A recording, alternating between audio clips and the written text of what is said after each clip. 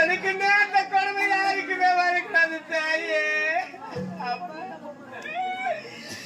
என பெற்றெடுத்த தாய் இருந்திருந்தா எனக்கு இந்த நிலைமை வந்திருக்குமா? என பெற்றெடுத்த என் மாதா இருந்திருந்தா எனக்கு இந்த நிலைமை வந்திருக்குமா தாயே?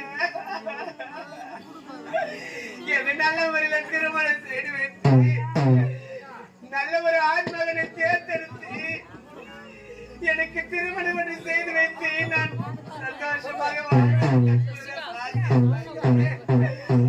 நான் தாயில்லாத பிள்ளையாக நான் தத்தெடுத்துக் கொண்டிருக்கின்றேனே. அப்பா என் தாயில்லா பிள்ளை என்னை தலைமையில் அடிப்பார்களே, என்னை மாதாயில்லா பிள்ளை என்று என்னை மாறுதல் அடிப்பார்களே. அம்மா